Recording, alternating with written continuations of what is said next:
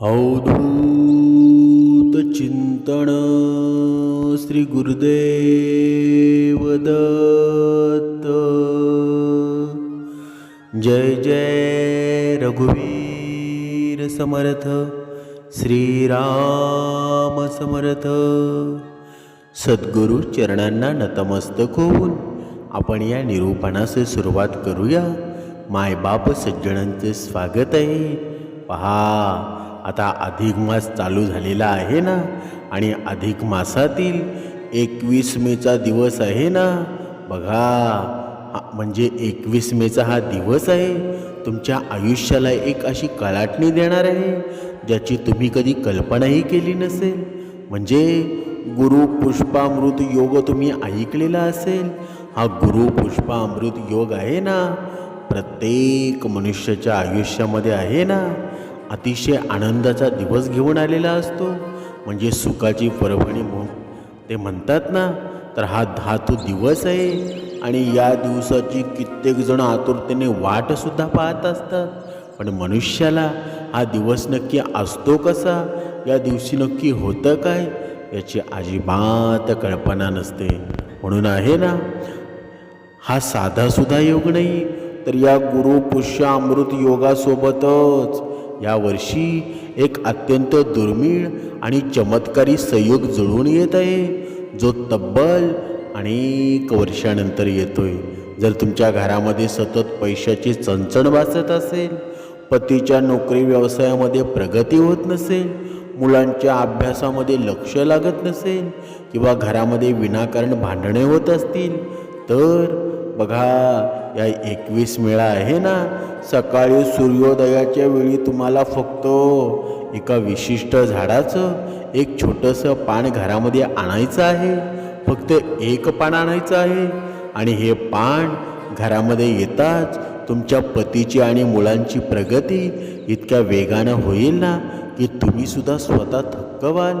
इतकंच नाही, तर जे शत्रू आजवर तुमच्या पाठीमागे गुप्त कारस्थाने करत असतील, जे तुम्हाला त्रास देण्याचा प्रयत्न करत होते, ते स्वतःहून तुमच्या समोर येऊन लोटांगण घालतील। हे झाड नक्की आहे तरी कोणतं, हे पान कधी आणि कसं आणायचं, याबद्दल आता आपण सविस्तर माहिती पाहणार आहोत। गुरु पुष्यामृत योगाबद्दल आपण ऐकलेलं असेल की या दिवशी सोने खरेदी करण्यासाठी किंवा नवीन कामाची सुरुवात करण्यासाठी खूप शुभ असतो। ज्योतिषशास्त्रामध्ये 27 नक्षत्रांमध्ये हा पुष्य नक्षत्र आहे ना, हा नक्षत्रांचा राजा मानला जातो।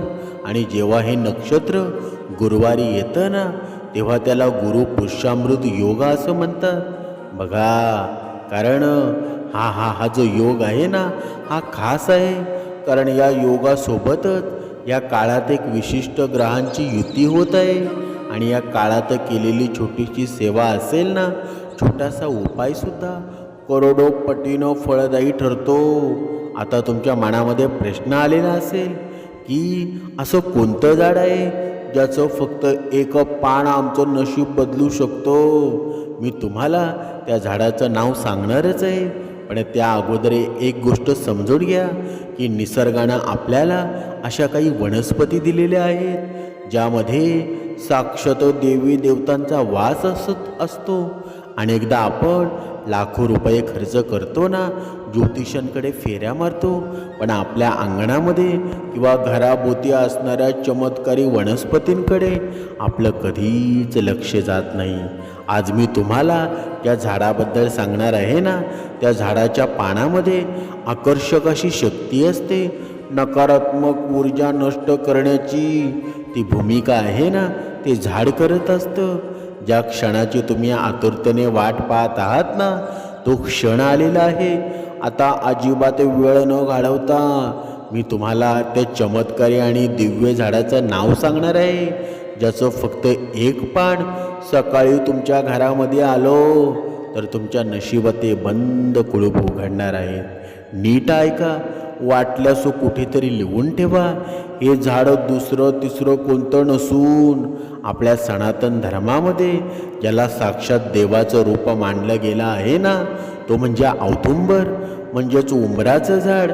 आणि यासोबतच आणखी एक अत्यंत दुर्मिळ वृक्ष, ज्याला आपण श्वेतार्क म्हणजे पांढऱ्या रोईचं झाड म्हणतो. या झाडामागे अद्भुत रहस्य आहे ना. म्हणजे आता तुमच्या मनामध्ये एक प्रश्न आला असेल की बाजारामध्ये इतकी महागडी रत्ने मिळतात, लोक एवढे खर्चिक विधी करतात, मग या साध्या झाडाच्या पानामध्ये असं काही रहस्य दडले बरं? ऐका, आपल्या पुराणामध्ये आहे ना आणि तंत्रशास्त्रामध्ये या दोन्ही वृक्षांना जागृत वृक्ष मानलं गेलेलं आहे. औदुंबराचा वृक्ष, या झाडामध्ये साक्षात भगवान दत्तात्रय आणि माता लक्ष्मीचा अखंड वास असतो ना. आपल्याला आजपर्यंत भरपूर प्रचितीसुद्धा आलेली असेल. असं म्हणतात ना, या औदुंबराच्या मुळासाठी ब्रह्मा, मध्यभागी विष्णू आणि अग्रभागी शिव राहतात ना. उद्याच्या गुरुपुष्य या 21 मेला या गुरुपुष्यामृत योगावर जेव्हा तुम्ही या झाडाचं पान घरात आणता ना, तेव्हा तुम्ही केवळ पान आणत नाही, तर साक्षात त्रिदेवांना आणि लक्ष्मीला आपल्या घरामध्ये आमंत्रित करत असता.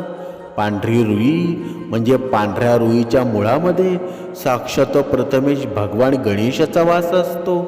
या झाडाच्या पानामध्ये एवढी तीव्र आकर्षक शक्ती असते की ते घरातील गरिबी ओढून बाहेर फेकून देतं आणि ऐश्वर्याला घरात खेचून आणतं.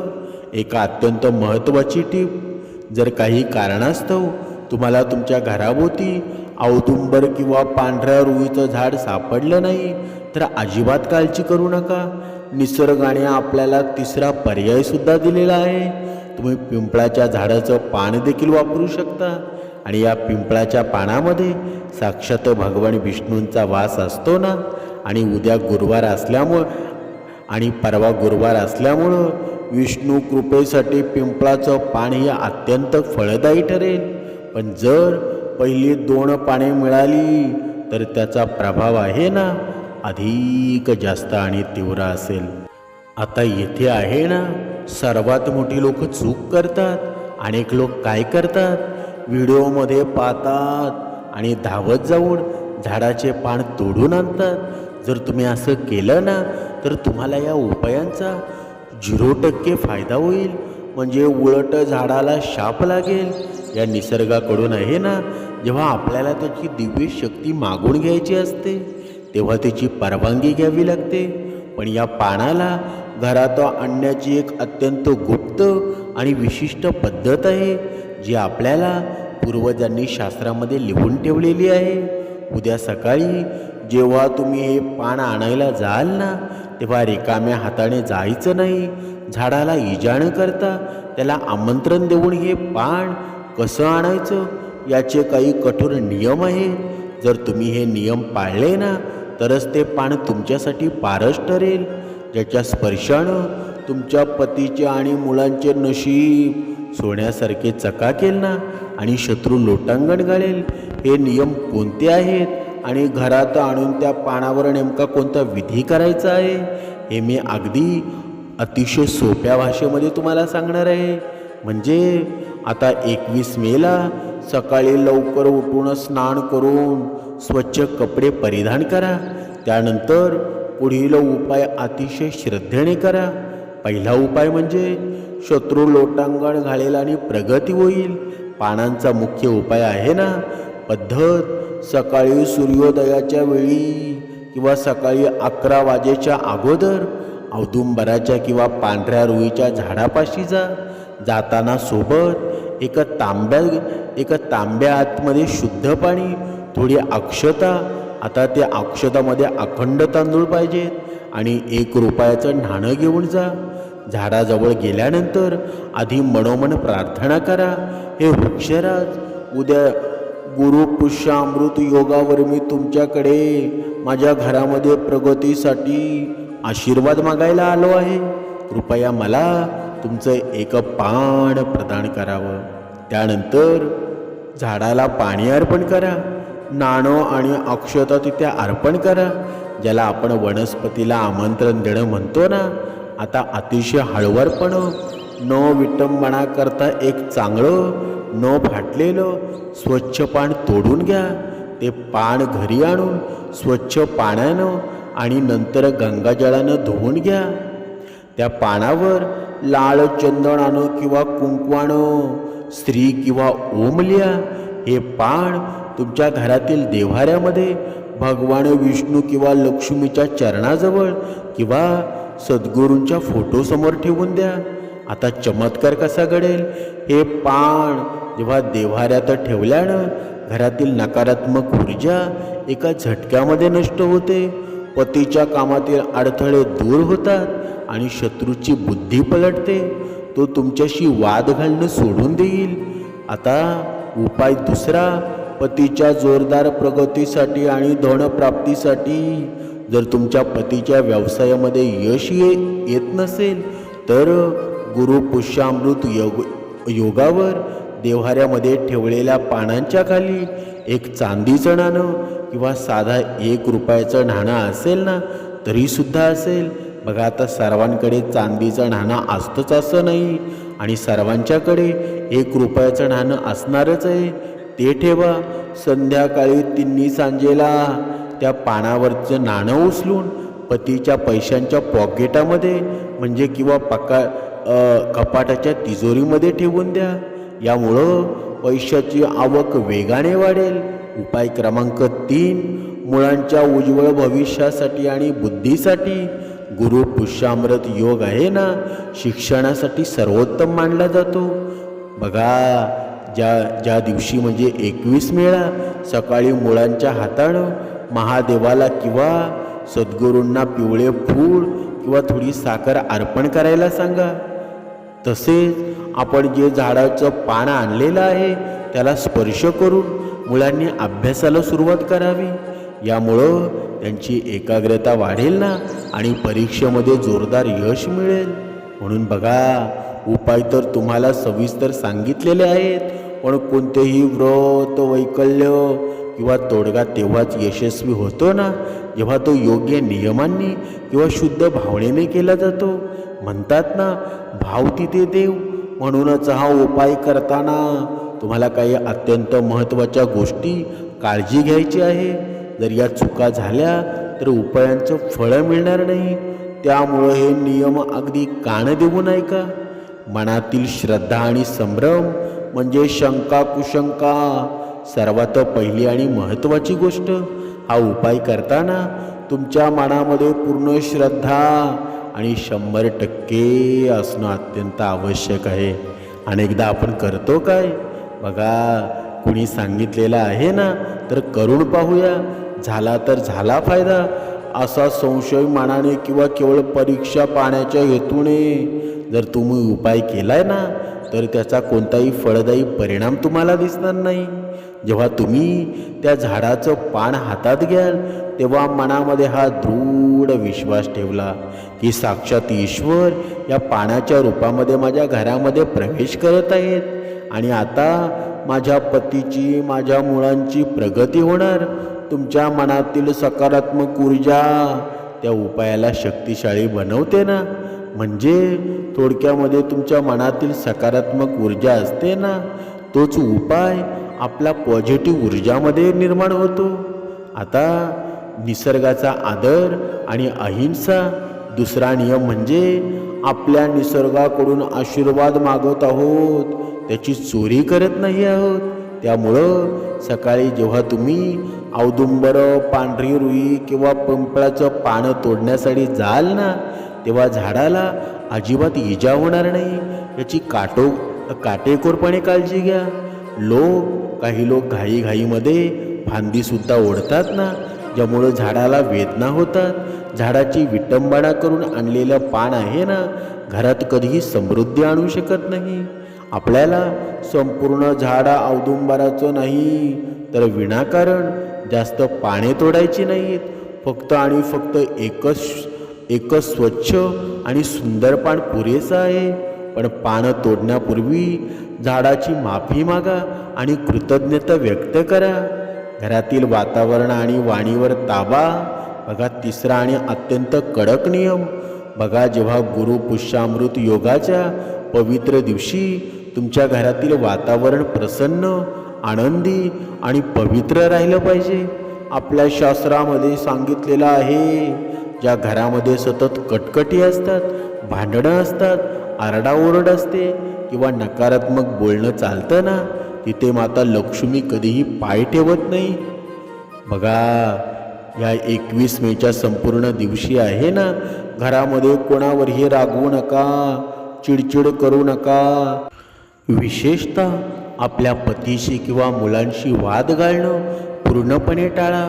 कोणाचीही निंदा नाळस्ती किंवा कोणाबद्दलही वाईट बोलू नका. घरामध्ये जितकी शांतता आणि देवाचं नामजप सुरू राहील ना, तितकाच या उपायांचा प्रभाव 1000 पटीने वाढेल. आता मासिक धर्माचे नियम. आता काही भगिनी, एक अत्यंत महत्त्वाचा प्रश्न, एक वैयक्तिक नियम आहे. निसर्गानं स्त्रियांना मातृत्वाचा मान दिला आहे आणि मासिक धर्म एक नैसर्गिक प्रक्रियाच आहे ना, पण या काळामध्ये शरीरातील ऊर्जा वेगळी असते.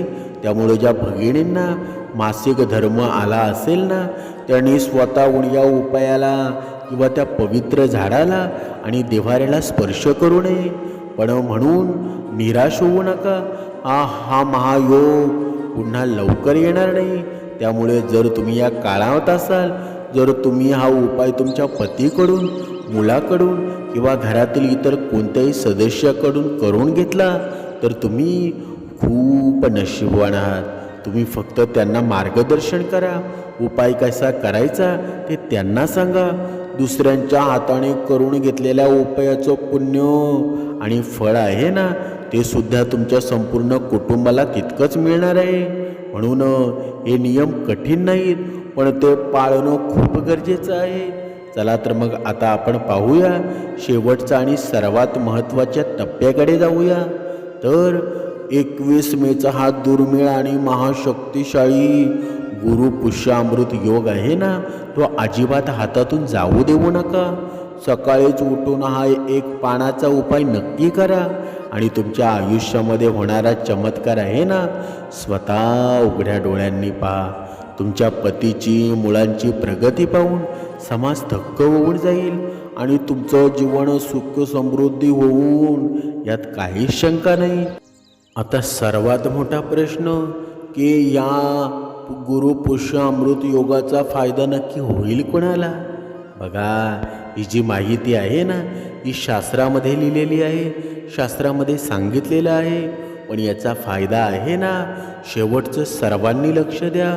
याचा फायदा होईल जो कर्मामध्ये आहे, जो दुसऱ्याच्या जीवनामध्ये दुःख देत नाही. जो जे कमवतो ना, त्याच्या कमवण्यामध्ये घाम आहे. म्हणजे दुसऱ्यांच्या जीवनामध्ये दुःख देऊन तो कोणत्याही पैशाचं खात नाही.